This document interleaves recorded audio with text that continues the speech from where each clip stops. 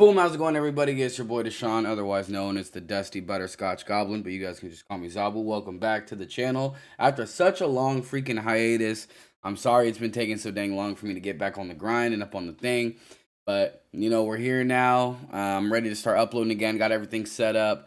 A lot has happened in the last like 4 months, 4 or 5 months since I've seen you guys last. And man, it's just been an absolute insane day. Obviously, you can tell if you're watching the video rather than just listening to it. I'm obviously in a completely different room. And that's because I got my own apartment with my girlfriend and one of our other closest friends.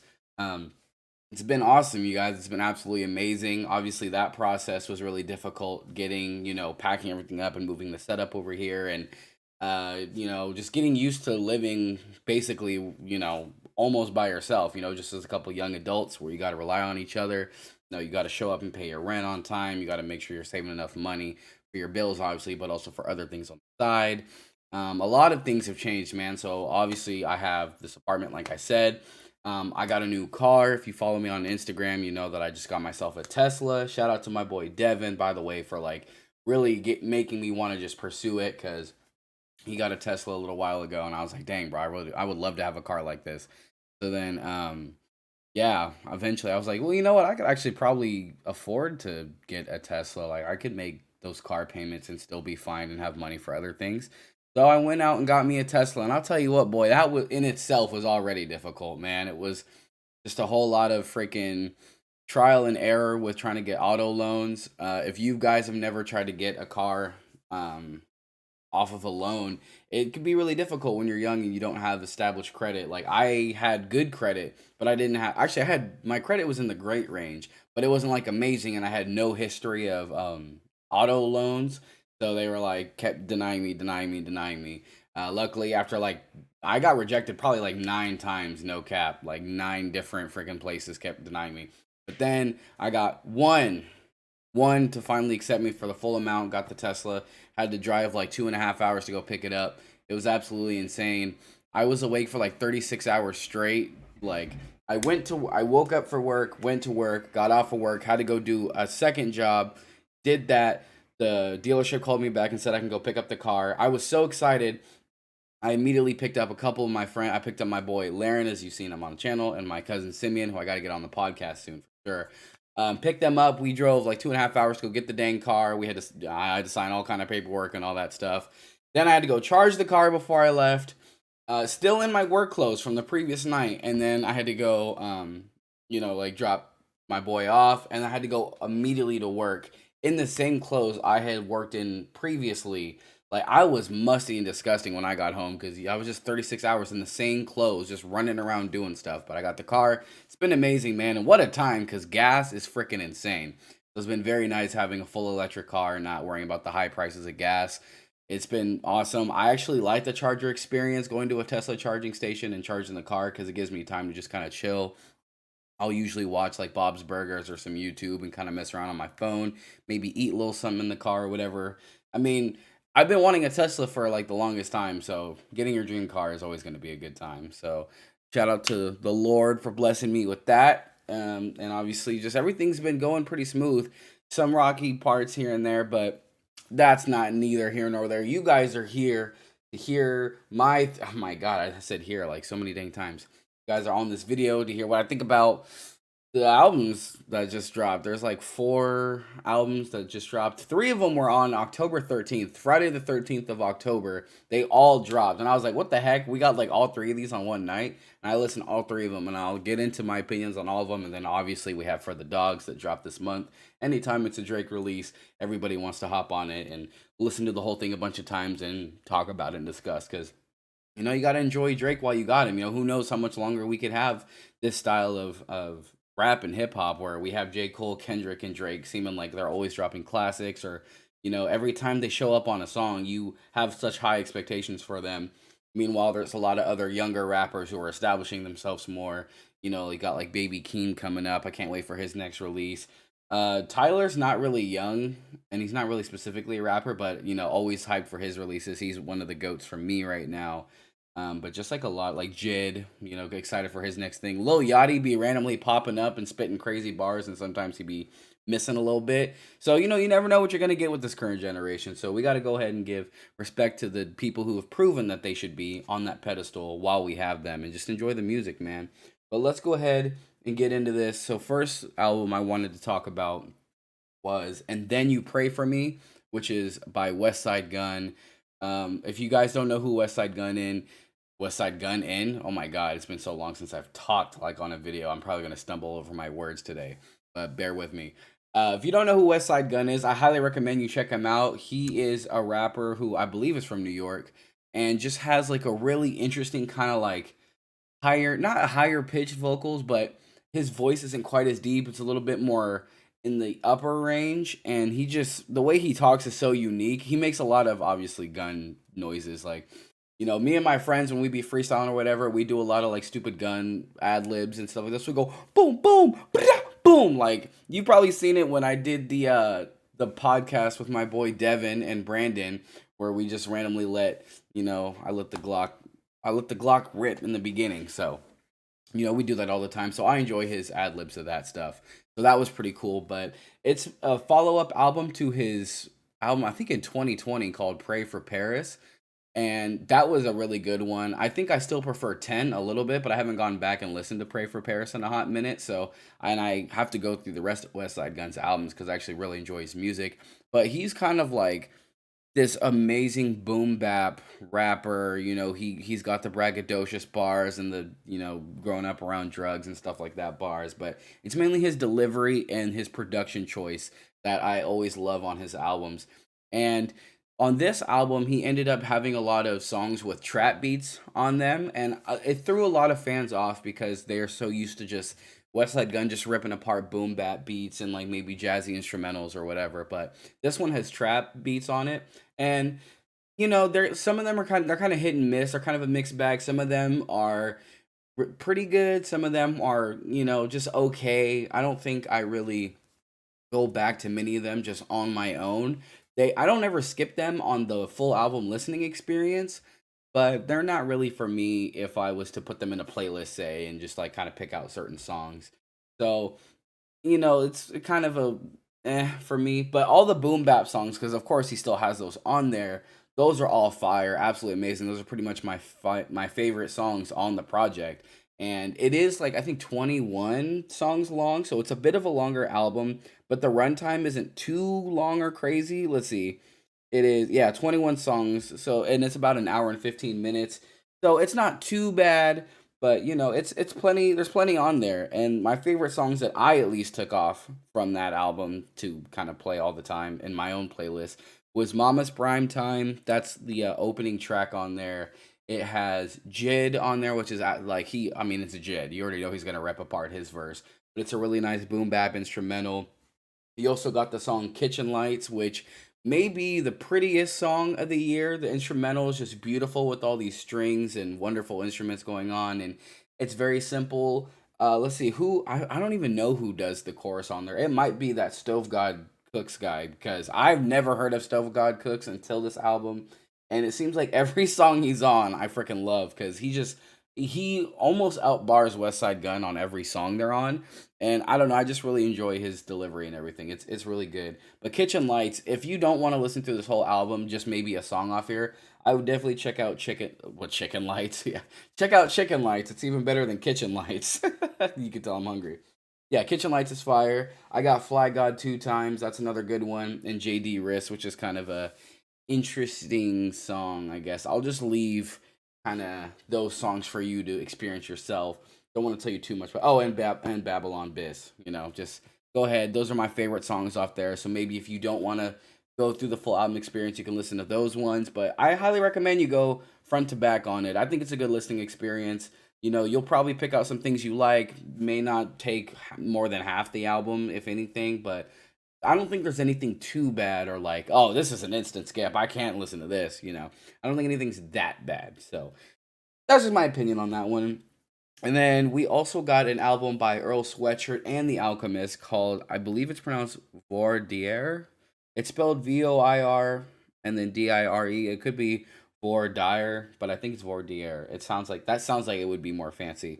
But this, Me personally, I've never listened to an Earl Sweatshirt album before. I've heard certain songs by him, and I always thought he was pretty cool. And I've seen him posted on social medias like Instagram and whatnot, kind of clips of his songs. And I've always enjoyed the way he sounds on certain production styles and whatnot. So when I heard this album came out, I was like, oh, okay, this could be my first album listening to Earl. You know, if you guys don't know who Earl Sweatshirt is, he was from the Odd Future Collective, which had people like obviously Earl, Tyler the Creator, Domo Genesis, and a couple other people. And I never listened to Odd Future like that back then. I always wondered where people kept getting these hoodies of OF, like with donut type wording and whatnot. Like, it was just weird to me.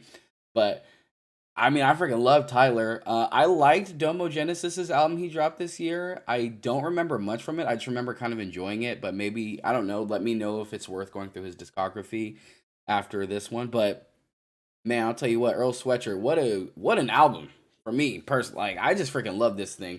I mean, you have the Alchemist producing the whole thing, so it's kind of hard to miss when you have him just creating these masterfully like just made beats. There's so many amazing samples in there. And you know, there's some you can just kind of groove and like almost slow dance to. There's some of them you just kind of sit and chill. But whereas, and then you pray for me by West Side Gun is like a kind of more hardcore hip hop album. This one is more of just a relaxing kind of kick back, laid back. You could put this album on in the background where you're just hanging out with some friends. You can just kind of do this when you're maybe on a long drive and you feel like relaxing, or when you're in your room. You know, maybe you have some LED lights around your room, or those little lights that like put up a starry night on your ceiling. You just want to lay back in your bed and just listening to something smooth and nice. This is the perfect album for that. There's so many slower and nicer instrumentals. There's not really many choruses, or really like there's no like hype songs. There's no songs that are gonna get you up and running and like in the gym just working out. But this album wasn't really needed for that. And I especially like how this album was so much more relaxing and calm in contrast to the other two albums that released that night, which is And Then You Pray For Me, and then of course, what was it? Set It Off by Offset. So this was like a cool little pocket to get into when I was like kind of done being like, having all this energy and all this like braggadocious hip hop. But the songs I took from this album would be Vin Scully, which is absolutely fantastic. There is Century featuring Mike. I just listened to Mike's new album, and I've only given it one quick listen through, and it was kind of in the background, so I'll sit down and really get through it. I've never heard of Mike before, but I after this album, I thought he was pretty solid. There's also Heat Check, which is another good one. 27 Braids, Mac Deuce, Sirius Black, and Free the Ruler. So I took a whole lot of songs off this album. It's not even that long. I think it's like maybe 12, 13 songs. And I think the runtime on the whole album is like 27 minutes. So you can get through it really quick. But I just really enjoyed Earl's just delivery. I feel like for some people, they might kind of not like it as much just because it may sound like he's uninterested or low energy and not really almost wanting to be there. But I took it as him just kind of sitting back and just flowing and just kind of running through the beats, enjoying himself. I will say on the chorus for Heat Check, that's probably where it sounds the laziest on the album for me, because it's barely a chorus. He's just kind of like Heat Check, putting numbers on the boards, eving up the defense, Heat Check. Like, you know, I kind of get it, but I don't mind it as much. And like I said, The Alchemist delivered on every single instrumental he put on there. There's just so many interesting sounds. Like one of them, I want to say it was maybe Century, or maybe no, it was definitely, I think it was Century or 27 Braids, where it's just like I don't know whose vocals it is. I want to say James Brown, but I could be completely wrong. He's just sitting there like singing in the background, and they just keep like looping it and whatnot. And I really liked it. So go ahead and check out that album as well. I personally liked it a lot, and I think you will too, especially if you're not even that into like deep hip hop. Like if you don't like going through this like 36 chambers or like Illmatic or whatever, you just like something kind of relaxed. That's a pretty good album to go through. Oh, and I realized I didn't even give like a rating to And Then You Pray For Me. If I had to give And Then You Pray For Me a rating on a scale of 1 to 10, right now I'm feeling like it's a 7.5, just because there's nothing bad on it. There's a couple songs I really liked, but I don't think there's any songs that super duper wow me other than Kitchen Lights. But even that isn't really for everybody. There's other songs on other albums that dropped that I was like, holy crap. One in particular that like took me by surprise, and I had it on loop for like 5 days in a row. But yeah, I'd probably give it like a 7.5. I think if you maybe, I'm glad he tried out the trap beat thing, and maybe he can revisit it on maybe his next album or whatever, and you know have some better trap beats because some of them are kind of lacking. But I really really enjoyed the boom bap the most, and I really just want another album of a whole lot of that. But also, I guess I can go through his past albums and go that and get that fill. But then when it comes to Voir, I would probably give that an 8 out of 10 just because there's nothing really skippable on that album. It's a quick listen, you can be in and out. You don't have to sit there and analyze each lyric. If you do, you'll find out there's actually really good bars and interesting like double entendres and stuff like that. There's really good writing on the whole record. But you can just kind of get in real quick, enjoy kind of nice little sounds and then just hop right back out. But I wish it would have been maybe a bit longer, had more of it, and maybe had just more on top. It's kind of like a peanut butter and jelly is super simple. It's a simple sandwich. Use of bread, peanut butter, and jelly. That's all it is. And that's like that's my favorite sandwich of all time. And that's dope. But sometimes I kind of want like a meatball marinara with bacon and this cheese and on the certain bread. You sometimes you want a little bit more on your sandwich rather than just a couple things. So that's my personal opinion on that. But now we will also go into some viewer questions. I, of course, as I've done plenty of times before, put up the poll on Instagram and said, if you guys have any questions for the podcast, let me know. And we do have those. I hope they didn't actually fully disappear off of Instagram because I do have them saved on a screenshot. Oh, sick. Okay, I do still have them here on Instagram. Turn up. So first of all, shout out to everybody who responded and gave me some good questions. There's a pretty good amount here, and I appreciate you guys. I hope you guys are having a good time on the podcast so far. Go ahead and shoot up a like and a comment on the video for the return of the Zabu's World. We're back, but let's get into it. So we got a question from from whoever the heck Boofenheimer is on Instagram. I have no idea who this is, but kind of fire. I kind of mess with it. They asked my favorite Halo game and my least favorite Halo game. So I think the easy answer for the least favorite Halo game would be like Halo 5 or Halo 4 or even Infinite. But I'm going to pick my least favorite from like the Bungie Classic run because that would be a more interesting topic and discussion. Because, those are cop out answers. I'll tell you off rip, my favorite's Halo 3. Like, it's not even close. Like, Halo 3 is a perfect first person shooter game for anybody, I feel like. But especially those who, if you like a single player campaign, I think Halo 1's campaign is, actually, I don't know if it would be better because it can get kind of repetitive with the areas. But I think the mission design, I don't know, man. I really got to think about this. I don't know. Like maybe Halo 1 might be more nostalgic for certain people and there are certain things about it that might feel a little dated for some. But Halo 3, while it is shorter and kind of quicker, it's a great finale to the trilogy they had, and it's just I freaking love the way the Chief is in the game. I love the Arbiter, the Chief and Arbiter's like, kind of relationship they got going on, their chemistry. Some certain character deaths that were kind of tough as a kid to see and stuff like that, but the gameplay is amazing. The multiplayer is still buttery smooth. Like, dude, I can hop in a game of Halo 3 and always have a good time. Even if you're not like stomping the other team, you're kind of getting wrecked. It can be kind of frustrating, but there's like a skill gap to Halo. Like, it's not like you just you are using some attachments and your created class is better and your spawn camping better. Like, it's not like Call of Duty where you can just get stomped in a lobby because someone's using OP weapons. Like, a lot of it is knowing the map, controlling the map, working with your team, using vehicles effectively. If your teammate just takes the Banshee off the rip and immediately gets Spartan lasered on Valhalla, and it's like, okay, well, what the heck are we freaking doing? We just lost a Banshee, which could like do some really good work if it's in the right hands. And then it's just fun always hopping in a Warthog and seeing how many people you can get off real quick and okay, pause. How many people you can pop off? That's what I meant. And then also just hopping in a mongoose and trying to drive to their base without dying. Like, you can have fun and be serious in Halo at the same time, and it's just a good time. So Halo 3 is by far my favorite. You have Forge, Theater Mode, all that. It's a classic. My least favorite out of Halo 1, 2, 3, Wars 2, which I know Bungie didn't make those, but still they're amazing.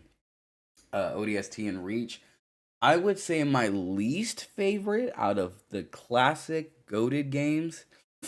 Ooh, I guess I'd say Halo Wars 1 just because Halo Wars 2 is so freaking more deep that after I try to go back and play Halo's War 1, like Halo Wars is amazing. I love the first game. Like I do. I played it all the time when I got it as a kid, and I know it's not the first person shooter Halo. You know, it's I can't remember the name of that genre. I want to say RTS, but I could be wrong. But it's the kind of game where you like have a base and you build buildings on it to get resources, and you build up an army, and all you're trying to do is kill all their bases. So you're like leading an army rather than being like one Spartan or one character as part of the army. You are leading the whole thing. But it's just because Halo Wars 2 is so good. I really wish they would like just bring all the Halo Wars 1 maps to 2 and whatnot and make it almost obsolete to even play the first one. But I get it. But if we're talking about first person shooter Halos and like the original amazing run that they had, ooh, it's tough because Halo 3 ODST is the shortest and it's the least like epic and big, but that was my first Xbox 360 game that I owned for my first 360. So that was like all I had to play for a while on like a Christmas morning, and I loved it. I think it has like one of the best soundtracks, probably like top 3 in any Halo game ever. I just really like some of the risks they took. I just wish it was longer. If it was longer, it would probably be like up there, maybe like my second favorite. But I guess that would probably be my least favorite of the classic ones. If not that one, I guess I would probably go with Halo 2 just because certain levels tend to drag on. Legendary difficulty is just a hot mess, but it's also kind of fun to play through with a friend. Um, Halo 1 is basically perfect to me. Halo 3 is pretty much perfect to me. Reach, I don't enjoy Reach, I enjoy the multiplayer the least amount just because I'm not a fan of like the DMR over the battle rifle, and it's cool. I love the customization they had and all that, but I don't know, it just wasn't really my thing.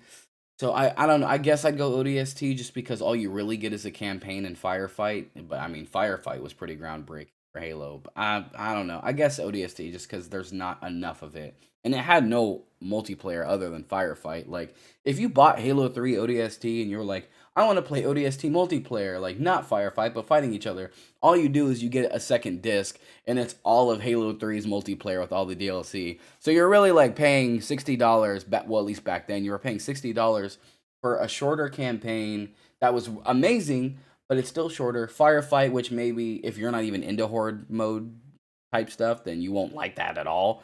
So that'll be kind of tough. And then you get a multiplayer, especially if you already had Halo 3 and you already bought all the DLC. All you do is have all the crap you already got.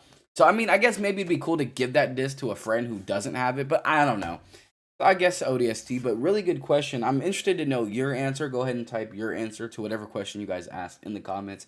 Yeah, let me know what was your least favorite. You can't pick Halo 4 or 5 or Infinite, or like you can't pick any of those. You got to pick like the classics. The Bungie run before they left to go do Destiny did a whole lot of nothing with that.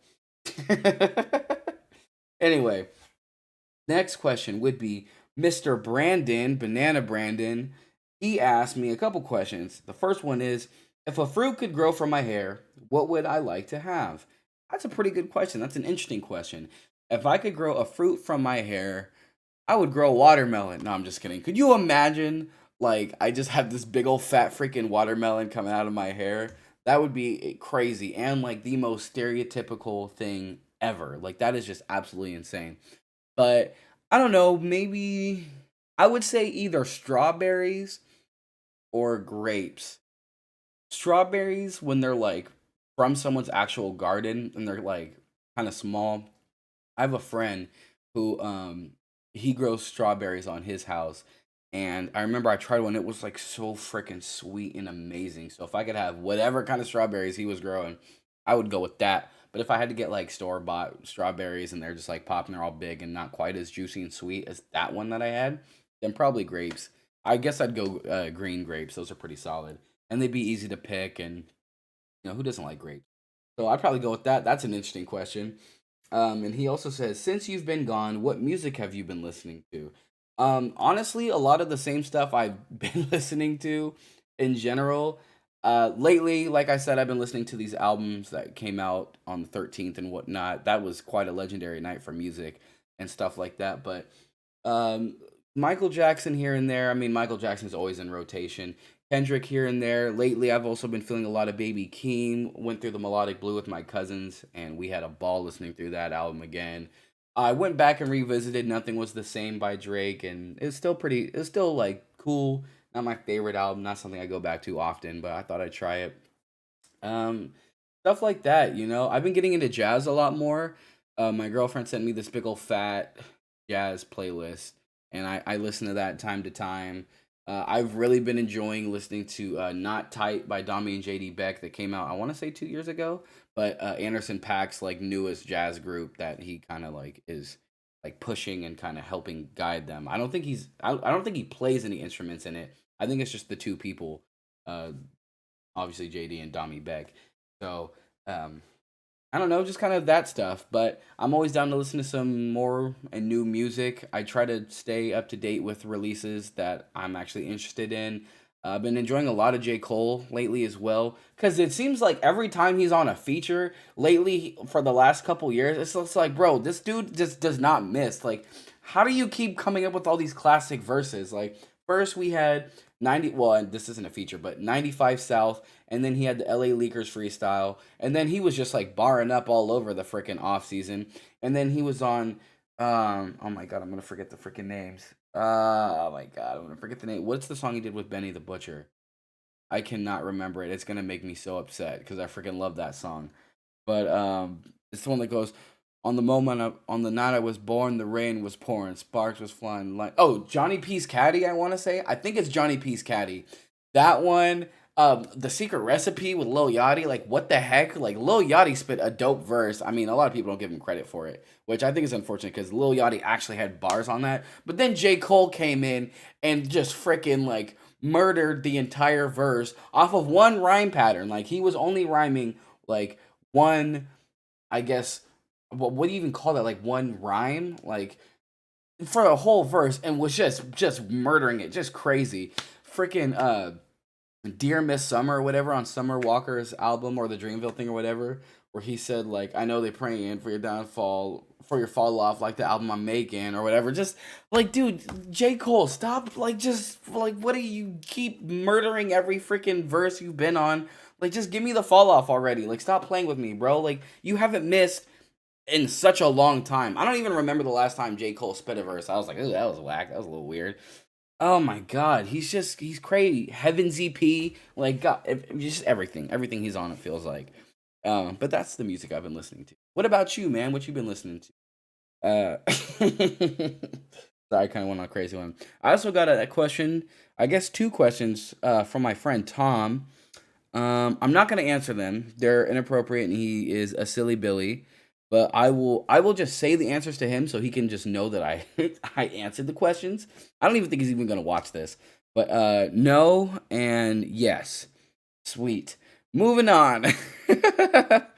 We got a question from my boy Hashimoto Power Lift. Because he's not Mr. Hashimoto yeah anymore. He doesn't do music. Bring bring Hashimoto back to music. But anyway, he said, would I ever consider doing scary game content? That's an interesting question. I would do it if it's something you guys really wanted to see. I know I did the Five Nights at Freddy's Security Breach video, and I was like, I can't wait to play through this game.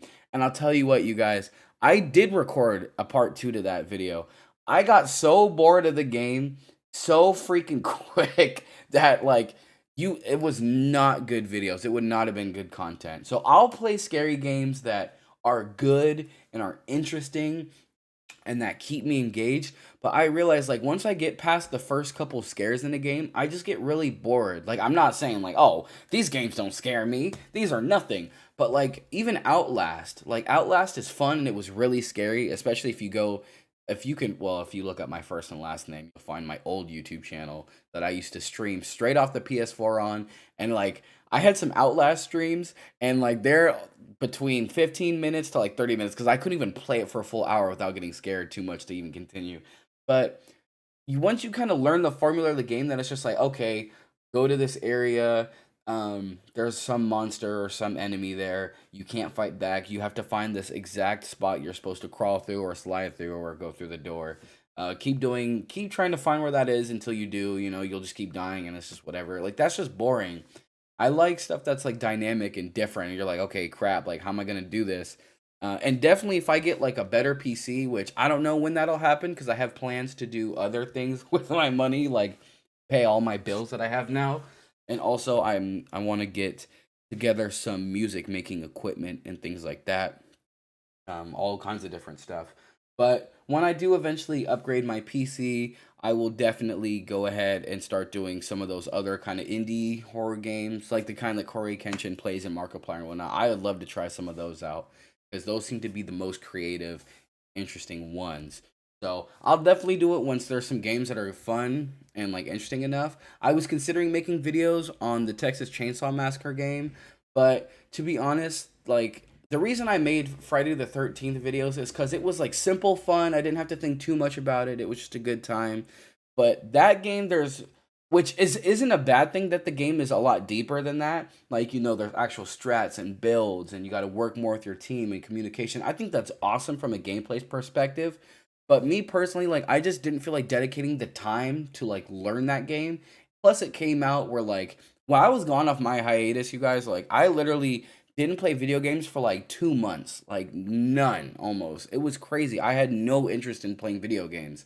So I also missed the window of when it came out and hopping on with everybody. So I don't know, but if there's a good enough game and that's out, I'll definitely go ahead and check it out. Um, but I also have some other games that I still need to play through to go ahead and finish up those series because I don't think I finished a single series of videos I've ever started. No roster sweep. I'm gonna try to finish the Dead Space playthrough. I guess I did finish Crash 1 and 2, but stuff like that. So I actually want to go back and finish these series because I know I have at least one friend that is like dying for me to finish the freaking Dead Space series. So I will give it my best. We'll see how it goes though. Anyway, moving on. We got my brother Genesis asking. Okay, well first he said, "Will you be my kawaii senpai and go to homecoming with me?" Uwu. Obviously he's just being dumb, but his actual question was, um, "What do I think my YouTube channel will look like in 5 years from now?" So 5 years from now, God, I'll be 28. If all goes right, I'll be 28, still alive. I'll have kids. I'll have my own little family started. I'll have my own like actual house, and I'm hoping that, or I'm going to work my butt off, hopefully, to have the channel be very successful in terms of growing the audience, being able to support myself, my family. That I'm going to be starting off my channel and other things, and I think it'll just be like a nice spot in YouTube where there's not like you don't have the kind of content that's like controversial or kind of weird or crazy or like in your face. Like if you were a fan of FaZe growing up, like you love FaZe Rain and all them and like all these trick shots and whatnot. I want to be like the FaZe Jev of that, like you have FaZe Banks and FaZe Adapt and all them, and they kind of turned into, yo, we're gonna vlog and buy expensive things, and like we're like a daily vlog channel now and whatnot. Like that's fine still, but I want to be that FaZe Jev that's just like you can always kind of go back to this little channel and it's just the goodness. It's just gaming. It's just good stuff. It's just a nice little section to be. There's not a lot of toxicity in terms of like the YouTube community and whatnot. It's just a good little pocket. So, if all goes right, I would like to be that. But I do, of course, want to do like IRL content and move on with all kinds of different. We'll see how that goes. But yeah, good question, my dude. I also got a question from my friend Kobe, who is a Warrior Taters, and he asked, "Why does Curry touch his own kids?" You're dumb. You are absolutely dumb. You're just upset that the Warriors are one of the greatest dynasties ever, and your Thunder are a whole lot of nothing. And we took KD from you. I'll never forget that. But I'm glad you're out of jail because playing zombies has been a good time. So yeah, we still need to learn freaking Voyage of Despair on Black Ops 4 and get on that. So let's do it. I got a question, and I think this is the last one. Just kidding, it's not. I got a question from my boy Devin, who I've been name dropping Devin all throughout this podcast, man. He is asking, how's the Tessie treating me and thoughts on the CP3 signing? So I'll just answer the first one. I guess I kind of talked about it earlier with the Tesla, but I freaking love the Tesla. I love it. I love it. It's everything I could have thought it would be and some. Like having like I don't even have a fast Tesla, but even a slow Tesla is faster than like a lot of cars. Like your car has to have a lot of work in it to like out accelerate me. So when I drive and I see these people who drive just so annoying. Usually it's like certain F-150 truck drivers and whatnot, and like I've been seeing a lot of Honda Civics just driving like just like they're really all that and they're not. It's crazy. But now that I have this Tesla, now it's like when they start trying to gas me or whatever, I take off faster than them and they're stuck behind me again. And then they like tailgate me, ride super close, flip me off, and do all this other stuff. And I've been having a ball being a villain. I ain't even gonna lie. The Tesla has enabled my villain arc and I'm here for it. So it's been amazing. I freaking love it. And it's nice not paying like $80 every time I go to the freaking gas station to fill up, dude. Like, I don't miss that in the slightest. In the freaking slightest, bro. Heck no, I don't miss that crap. But it's been awesome. But you already know how it is because you are the OG Tessie owner, so don't even play. Then he also asked how I feel about the CP3 signing. Now, you guys should know, but if you're new here, then I'll let you know. I am a huge Warriors fan. I've been a Warriors fan my whole life. I I have grown up and lived like kind of on the outskirts, I would say, of the Bay Area for a while. Um, and my family has always been Warriors fans. It started with my grandpa, who was a fan of them in like the 90s, I want to say, especially with Run TMC. We had Mitch Richmond, Mullen, and Tim Hardaway. And then my dad was into them. And then obviously when obviously he had his kid, he's like, my son's gonna be a Warriors fan. So he would buy me like Warrior stuff and like make me watch Warriors games. And my first favorite player on the Warriors was Jason Richardson because I remember watching him in the dunk contest, which was just crazy. And then ever since then, I was like, oh my god, dude, this is amazing. And I got the dark navy blue and orange Warriors jersey. It was a Monte jersey. That was the first and only jersey I've ever owned. That was awesome. And then like I was so blessed and fortunate to grow up with Steph and this whole dynasty being built while I was growing up. Like I got to watch it happen. Absolutely insane. But yeah, we just signed Chris Paul and let's see, we're about three three? No, 4 preseason games in. And I haven't watched any of them because I just don't watch sports like that anymore. But I think the Chris Paul signing will work well if he comes off the bench once Draymond's healthy. I think a starting lineup of Steph, Clay, Wiggins, Draymond, and Looney. I wish we would get a bigger center to start off because I think it'd be awesome to have Looney off the bench with Chris Paul and Kaminga. But whatever. I think that's a solid five. And if Chris Paul is willing to come off and be a sixth man at like this age and this stage of his career, he could be able to be healthier for the playoffs and those finals run that we're gonna make. Like if he can just maybe put his ego to the side and just be more humble the way our team has basically been built. Like a lot of our team success comes from people just willing to come in and do their job. And I think Chris Paul is an amazing, amazing, amazing fit if he's willing to be our sixth man and come off the bench. Like if Steph, is going off, or even if he's having a bad game and he's off the floor, I feel so good being like, okay, cool, here's Chris Paul. And then we have Kaminga coming in. And then we got like Moody. And we still got GP2. Like Chris Paul and GP2 could basically lock up a lot, like almost, well, okay, not almost any guard, but they can do some crazy good things on defense. Kaminga has been going out of his freaking mind. I don't know what the heck this dude is on, but Kaminga is just on a whole nother level and makes me even more happy we got rid of Jordan Poole, who did just drop 41 against New York, so shout out Jordan Poole, but everybody kind of does that to the Knicks. Glad he's, having fun playing basketball, Have fun never winning again, pretty much, unless you go to a team that's going to win. But I think the CP3 trade makes sense. Because I think Kaminga is going to develop the way we were hoping Jordan Poole would continue to. And I think Kaminga's ceiling is higher. So I'm excited to see it, man. And I think if Chris Paul comes off the bench, it'll help out Kaminga's growth a lot because he'll be with a legendary point guard. He obviously has Steph. But, Kaminga will be able to be with more of a traditional point guard. Kaminga will get better looks, more open looks, and just being around that kind of environment where you got Steph and CP3 both coaching you on certain things.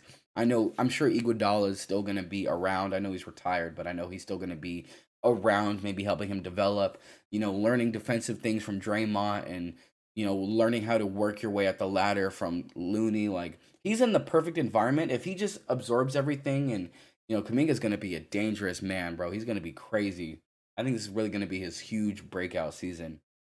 But I'm just worried that Chris Paul isn't going to be like willing to come off the bench and be like, I'm Chris Paul. Do you know who I am? But of course we know who you are. We keep beating you all the time. Like, we've been beating you for such a long time. Like, bro, last time you beat us was in like 2012, 2013. Ever since then, bro, we have taken the freak off.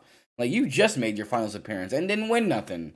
So, tone it down a little bit, CP. We love to have you here. We love to have you in the Bay. You've been a villain and an enemy to us for such a long time. But if you're willing to come in, put in the work, you'll get you a ring, dog. You won't retire like AI. You will get you a ring, and you will be a huge contributing factor to it. But I'm just worried that he's gonna not want to come off the bench and cause some baloney. And then our lineup's already small. Like, if our lineup was Steph, CP, or I guess it'd be CP3, Steph, Clay, Wiggins, and Draymond, like that lineup, bro, we're getting smoked so bad by the Nuggets if that's our lineup. I mean, the Nuggets could probably, like, they're going to be a really tough team. They could already smoke us anyway, just because, God, dude, Jokic is just a freaking animal. And then you got Murray, who's just crazy. And then you got, like, Aaron Gordon, who's, like, amazing in his role now. He's amazing defensively now, and offensively, he's, like, pretty solid. I mean, I'm not really as worried about Michael Porter Jr. He's just going to sit there and score and, like, not pass the ball. So if we can have him having the ball all the time, that'd be dope. But Jokic is a freaking different animal. I'm not quite as convinced on Dame and Giannis yet. That is like an insane duo. Like, that's actually wild. But I don't know, bro. Like, I'm not quite as convinced yet. Not quite. But I mean, Dame did just drop like 71 last season, so obviously he can still score his freaking pants off.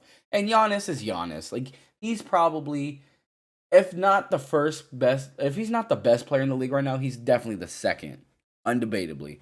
So I don't know. Hopefully CP3 can just accept his role and it'll make sense. We'll be good. I'll be a happy boy. I'll be a happy and excited boy. So hopefully, well. And then we had a question from my boy, Mr. Isaac, or Wicked Walks, or the legendary Isaac Tron. Nobody calls him that, but I just came up with that on the spot. He said, what are some of my hot takes on food? I don't really have a whole lot of hot takes on food. I would probably say I think bananas, like I've said before, bananas are straight garbage. They're like by far the worst fruit and just one of the worst foods in general. They're mushy, they freaking stink, and they just don't taste very good. But I know a lot of people like bananas. That's like, bananas are trash. I think a lot of hot sauces are trash. Or not a lot. I think the hot sauces that only focus on being hot are buns. Like, if you don't taste good and you're hot, then you're just a trash hot sauce. I'm sorry. Like, you're just not it. Um, Other than that, though, I don't really have much. I kind of, I mean, I'm fat. Like, I'm chubby. Like, I like food. So, like, what are my hot takes gonna be? It'd be more of like, you'd have to ask me questions to see if I have a hot take on it. But just off the top of my head, those would be the only ones I have. I'm trying to. I don't want to just give you like a weak answer like that. I want to give you something of substance for that question. But yeah, I guess I just don't really have much. I don't know. Oh, Dave's hot chicken is not good. Like, it's actually not that great. It's actually kind of crazy. And it's weird because Dave's hot chicken ads on Instagram and whatnot, they look so freaking good. And I remember I tried Dave's hot chicken for the first time with an old friend, and we were like, but we were also really hungry. And then I went back and I got it for free because I had a friend who worked there, and I was like, And I went back again and actually had to pay for it, and I was like, not really feeling it now. I don't know. I haven't been there in a while though, so maybe I might change my mind if I go back. But Dave's hot chicken is just like below mid.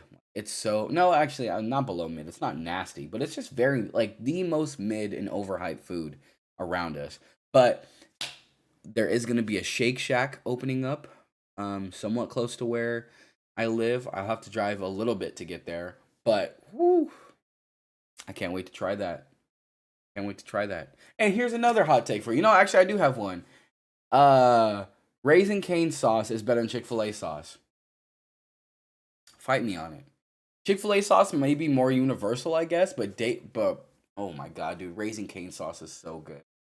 Literally, the closest Raising Cane's to me is an hour and 10 drive. Like, it takes me a little over an hour to go, and I still try to go at least once every 2 weeks. Like, I will make that trip constantly, bro. I freaking love Raising Cane's. So I'll take it over Chick-fil-A anytime. And Chick-fil-A is just kind of overhyped in general for me, but that's, I guess, maybe another hot take. I don't know. It's just when it's so accessible and you go there so much, it becomes a lot less special. So, yeah, that's that. But now let's finally get off into the last two albums. This has been quite a long podcast, so I hope you guys have been enjoying this. I wanted to make sure I had one filled with plenty of things to talk about, so hopefully this has been nice for you guys. The last two albums I need to talk about. We have Set It Off by Offset and For the Dogs by Drake. So I'll start off with Set It Off. I'll tell you what, I have never listened to a Takeoff not a Takeoff. Oh my god, I'm so sorry. Rest in peace. An Offset album. I've never listened to a solo Offset album. But saw he dropped and I was like, I have to listen to it because Voir was amazing and then You Pray For Me, awesome. I was like, maybe it'll be a 3 for 3 night. Bro, my expectations were kind of low, but this dude freaking ate the whole album, bro. I don't care. I do not care what anybody says. This album is amazing, and it's low key. Like, I'm still kind of feeling like it's album of the year for me personally right now. I could be wrong. I need to go back and look at all the other releases from this year. This year's been a little dry for me. I'm not gonna lie. 2022, I was straight spoiled that year. Oh my god.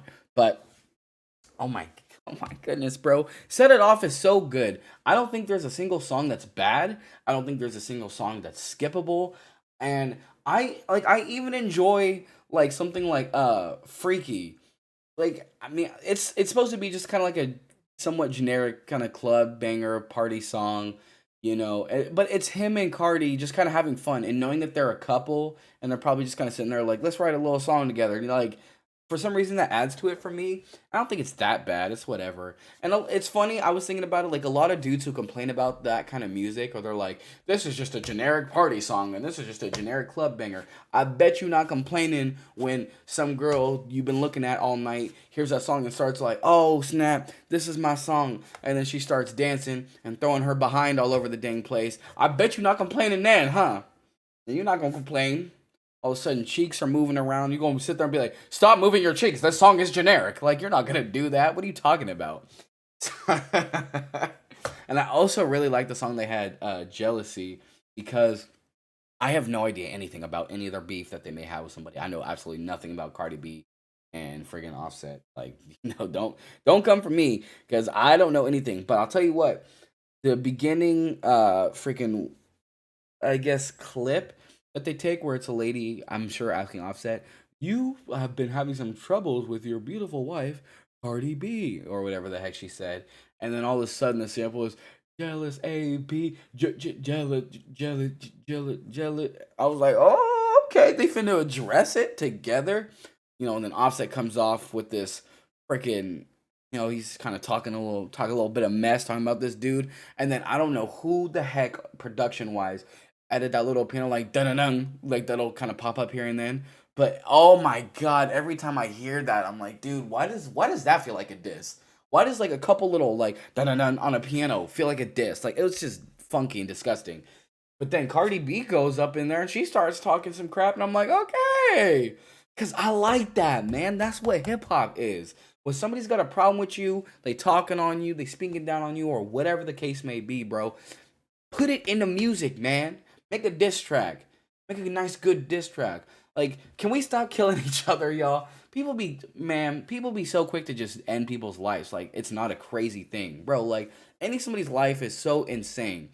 But, I don't know, man. I really enjoyed them addressing somebody who was maybe speaking down on their relationship. And then, as a couple, bar somebody up. Like, that is so fire to me. I can't even think of a time that's ever even been done. I'm sure it probably has. But has it, though? Like, when was the last time somebody spoke down on a couple and the couple didn't immediately go on IG Live and start, like, addressing it, and that's all it did? And, like, the only way they resolve it is by making headlines, talking crap to reporters, and the reporters make an article on it, then that person reads the article, and then they respond like, no, bring it to the music, bro. That's so fire. But I'll tell you what, other than that, though, holy freaking goodness, bro. The energy on this album is wild. I love almost all of the production on here. Oh my goodness, I love Offset, like, doing like just regular rapping, melodic rapping. The auto tune he does time to time is good, and just vibes. Like just there's just vibes on this album, bro. Like let me read off all the freaking songs I kept off this dang thing because I kept a pretty good amount, and it's almost just wild to me how many he freaking has that I even saved. All right, let's go. So we got Say My Grace, Worth It, Don't You Lie, I'm On, Night Vision is in the contender for my song of the year. I would say if you're just listening to it off your phone speaker or maybe you have it kind of quiet, it's not gonna hit you. But bro, the first time I heard this song, I was in the Tesla, volume all the way up, and then I heard the Metro producer tag, and I was like, oh snap, Metro producer song here. Okay, cool. Gotta crank it up a little extra, turn the bass all the way up and all that. I was getting all ready. The moment the beat hits, it first of all, it comes in like a freaking meaty punch to your face, like night vision, and you're like, oh my god, what the heck was that? And it oh my goodness, I love it. I love it. I love it. I love it. I love it. I freaking love that song. It is such a good car song or like loud headphone song, loudspeaker. Like that's a song you gotta play as loud as you can because it's so freaking good. If you play it quiet, you're not gonna get it. It's not gonna hit your freaking little ears. It's not gonna hit you. It's so good though. It's so freaking my goodness. I love Night Vision. I played that song so many times. Anyway, there's also Dissolve, Fine as Can Be, and Blame It on Set. Those are all the songs that I saved. But like if other people saved other songs, like I can't even like get mad like, oh, I don't really like that song. Like I can't think of a song. Like I skimmed through it real quick before I'm making this. I don't think there's a song on there that I like actively hate or don't like or I think was whack. Everything's good to a certain extent. Even certain beats or whatever that I was like, I don't really know about that, but they make it work. And I don't know. It's just good. It's just really freaking good, man. If I had to give Blame It or Set It Off, I almost said Blame It on the Set, which wait, whose album is Blame It on the Set? Am I tripping? Is that actually the name or am I just dumb? No, it is Set It Off. I think that's one of his other albums or something like that. Oh no, that's one of the name of the song. I'm stupid. Sorry, brain fart. But if I had to give it a scale of 1 to 10, right now it's a 9. I think after it ages and I've like kind of heard these songs time and time again, I don't think it'll last um at a 9 as long as other albums have. I don't think it's one that's gonna keep growing on me. I think I've already hit my peak enjoyment of the album. I think it'll slowly trickle down a little bit. I think the lowest I would give it though is like an 8 because I really really enjoyed this album. It was an amazing experience for me, especially when you have kind of maybe no expectations for an album or maybe low or whatever. To have something where you're just like you audibly can't be quiet about how much you like it. Like I was at work as well, like listening to the other bit because I was listening to half the album on the way to work, and then when I got to work and I clocked in, then I put in the AirPods and restarted the album again and went through it. There was so many times where I'm like, oh my god, like oh, like I kept doing that out loud. Like usually I do that in my head, but I kept doing it out loud to where my coworker was like, "Are you okay?" And I'm like, "I'm sorry, I'm just listening to music and it's like hitting me." But oh my goodness, bro, I love that album so much. It might be album of the year for me. I don't know though, because Utopia is a lot more diverse and has a lot more on it. But oh man, I'm telling you, bro, Set It Off really hit. I love the album cover too. It's so dope. It might be my favorite album cover of the year so far as well. I don't know. I don't know. We go have to see, man. I don't know. I don't know. But anyway, let's go into what I'm sure a lot of y'all are actually here for. Um, the For the Dogs album, man. What do I feel about For the Dogs? To say it's a controversial album is an understatement because you have even Drake fans, like people who love all of Drake's stuff, are like, this might be like his worst album, or this is kind of a disappointment, a letdown. And here's why I think a lot of people are saying that. Because I listened to it when I first tried to listen to it, I was on a vacation with my family, so I wasn't able to really go through it all the way. And I don't think I was in the right mindset to listen to this album because I was having so much fun, so much high energy. That the beginning of the album was amazing, and then there's like that middle to like pretty much almost the rest of the album. Then you have like a little 8 a.m. in Charlotte, and then like the rest of it's kind of like meh.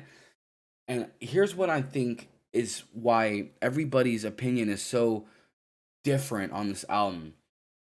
With the way Drake advertised and hyped up this album was, this is old Drake coming back. This is, old Aubrey. I'm coming in. I'm about to tear this up. I'm about to really go off. Like, everybody get ready. This is for the dogs. And we're like, okay, okay. And then the single he dropped was Slime on You with SZA. We were like, okay, nice little R&B, a little melodic thing. You and SZA killing it. We like it. We like it. I'm down with it. I'm down with it. And then, 8 a.m. in Charlotte dropped, and we were like, oh my goodness, bro. 8 a.m. in Charlotte is just like a Drake masterpiece. That's like a top 10 Drake song. Easy. Might even be a top 5. It's just, the beat is just so nice. And his delivery, just buttery. And the bars are dope. I'm like, oh, and then oh my goodness. And then the music video for it. I've only seen the music video on Instagram, but I'm sure it's on YouTube. Where at the beginning it's Adonis explaining his drawing. I love that. And I also love, I forgot what song it was, but the song where Adonis is like has his own little first single on there towards the end where he's kind of sitting there spitting his bars. I love the Adonis stuff on For the Dogs. It just warms my little heart. It's cute. I love it. But we hear 8 a.m. in Charlotte and like, oh, this is old Drake rap. We're like, oh, he's about to go crazy, And then you get to the beginning of the album and you're like, oh, okay, this is good. You got some good stuff on there. The moment you hear first person shooter, you're just your freaking mind. You just like, holy freaking golly, bro. Oh my, like, even hearing that they're sorry, I had to yawn, but I canceled it out. Side tip, if you ever have to yawn and you want to stop it, stick your tongue out all the way and it'll stop your yawn. But you hear there's a J. Cole and Drake song, you're like, oh my god, like, ooh, those are really high. It's a really high bar to hit. And the fact that they went above and beyond, because J. Cole just, oh my, like, are you kidding me? What are we talking about? Like I said, J. Cole's feature run has been ridiculous, and it's no different on this one. Then Drake is amazing. I like the beat, and then the beat switch up. And then, oh my god, I remember I was listening to the song the first time with my cousins. We were already in a hype mood. We just listened to Melodic Blue. We were already hyped. We were just off of like rapping Family Ties and stuff like that. So then we hear Drake and J. Cole. We're like, oh my god, we're going crazy. And then when that boy Drake said, "I'm one away from Michael, go beat it," we like lost our minds on this freaking RV that we're driving on this 8-hour long drive. We just had Roscoe's Chicken and Waffles for the first time with the hot sauce, and we're like just having a good time. We're also on a bit of a sugar high because we had a lot of syrup on our waffles. And like, bro, like, and he said that. We were like, oh my god. We were running around the RV like on the freeway, so we're like bumping into stuff. It was amazing. But then start getting to all the slower songs. And it's like, Drake, who is this for? This isn't for the dogs. Who is this, bro? Like, we don't want to hear this right now. We were just getting hyped off of like Daylight and stuff like that. Like, bro, what the heck? Where's all that? And I think that a lot of that middle, like towards the end part of the album, excluding 8 a.m. Well, actually, I guess 8 a.m. in Charlotte as well. Since it's so much more slower and there's a lot more songs about like women in his life and relationship experiences and stuff like that, a lot more singing. I think that doesn't fit the For the Dogs title and energy that you have around the album going into it. I think if you take all the slow songs off For the Dogs and you take off 8 a.m. in Charlotte, and then you take like some of the slower songs off of Her Loss, and you make Her Loss be nothing but those slower songs, then you take stuff like Rich Flex, on BS, Circle Loco, and you put that on For the Dogs, and you keep like First Person Shooter and Daylight and stuff like that, then it would make more sense. Because if you see the album cover of Her Loss, it's like that girl or whatever, and it's titled Her Loss, and then, maybe Drake was like, this is going to be a bit of a slower project. I'm going to get back to my R&B roots and stuff like that. Then we know what we're getting into. We get all these slower songs. You get an 8 a.m. in Charlotte on that track list, and you're like, ooh, okay, he still got bars on there. and then it would make sense and nobody would be mad at that album. Maybe not as many people would like that album, but nobody would be mad. And then you get For the Dogs, and he's like, this is for the dogs. This is just for all my boys. You feel me? Her Loss was for all the women and for all the guys going through stuff. For the dogs, we turning up.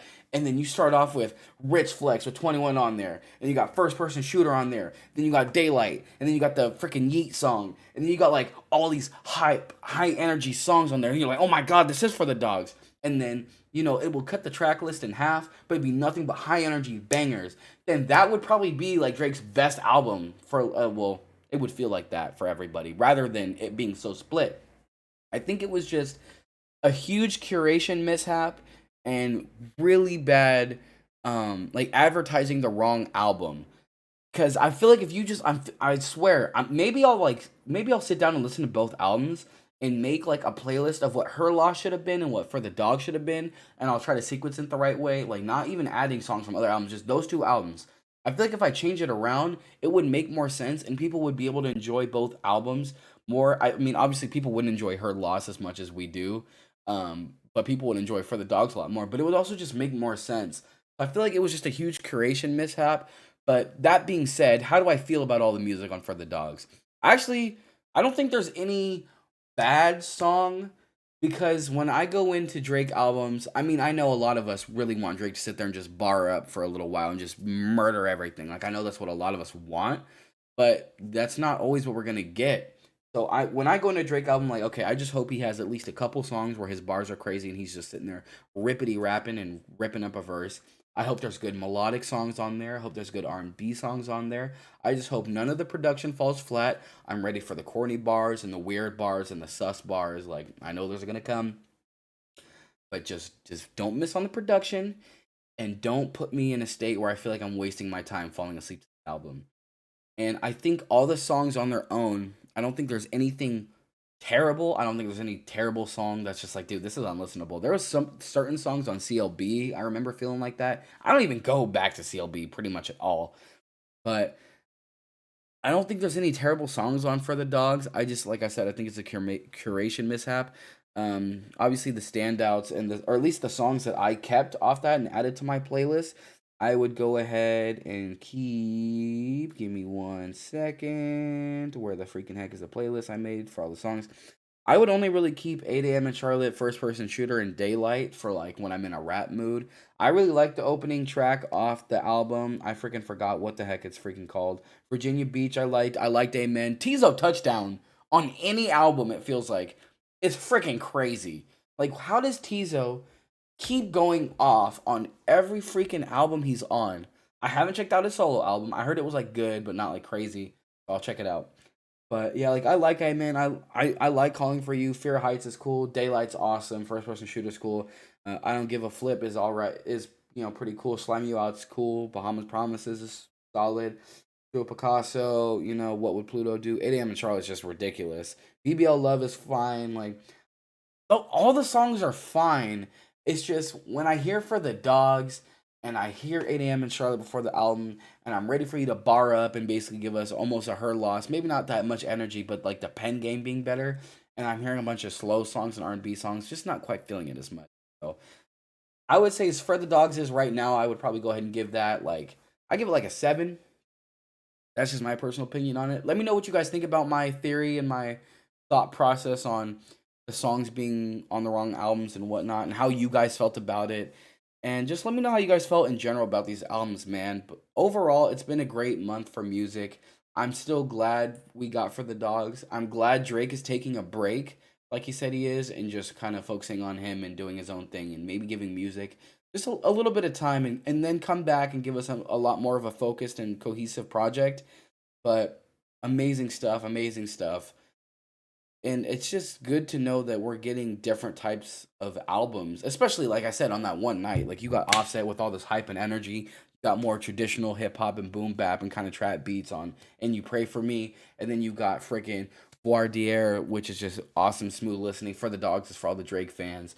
And we're just waiting on the freaking Baby Keem album, and we're just waiting on the Fall Off by J. Cole, and we're waiting on what did Jid say his next album's gonna be? It's like Forever in a Day or something like that. So I'm super hyped for those albums. music's going still in a good direction. I'm pretty excited for all these. Can't wait for any other releases we might get. But yeah, guys, that has been the freaking podcast is finally back. Thank you guys so much for coming back to this video after my super terrible inconsistency problems I've had basically throughout me having this channel. I'm going to really try to just come back and do some more content. Like I said, I want to finish some more of my series, like the Dead Space series. I still want to play through Viewfinder for you guys. I still have that ready to go on the PS5. I won't be able to buy Spider-Man 2 for a little bit just because got certain stuff going on at my job with them screwing up my pay for like 3 months straight. Like I've been short paid for like 3 months. I won't even get into that because I'm gonna get frustrated talking about it. But I'm just missing a lot of money that I worked for. But we're in the process of getting all that with a lot of people, and if they really keep playing with me, I'll take it to a legal place. Like, don't play with me. I'll get the lawyers involved, and I will get every friggin' cent I was missing. I gotta be missing at least a couple thousand. Anyway, when Spider-Man 2 does come out, I will make sure I play it for you guys. It depends on how the video comes out, because when I play Spider-Man, like that, when I played the first one on PS4, I was just really just in my zone, and I was enjoying it so much, just playing it without worrying about making a video on it. And I never got to finish Miles Morales. So I should probably go back and finish that as well. But yeah, thank you guys again. I love you guys beyond what words can believe. Just knowing you guys are always there waiting motivates me. Want to go back and keep creating content. Special shout outs to a couple people for really making me want to get off my booty and get back on this stuff. I meant to do this at the beginning of the video, but I guess I'll throw it in here just for history's sake. Huge shout out to my family. My family's always very supportive, and they're always like, "When's the next upload?" and whatnot. Shout out to my family. Shout out to my friends, my close friends, especially. You know, I've had some changing of certain relationships I've had with certain people. So, shout out to those who have stayed the same and have stuck around and have helped me out. And also, shout out to my freaking. Well, I mean, she's not technically my wife, but you guys already know my wonderful girlfriend. She's amazing. She supports me in so many ways that don't get shown, and I would love to have her on the podcast again. Maybe do an album reaction with her, whatever the next polarizing album drop we get. I feel like that would maybe be fun, something you guys would be interested in. Yeah. Oh, and also shout out to my boy Landon, who is actually my brother's friend first, but is so supportive of the channel that he like makes me want to like make a video for him, you know. So shout out to all you guys. I love you guys. I'll see you guys in the next video, whenever that'll be, but hopefully soon, right? All right.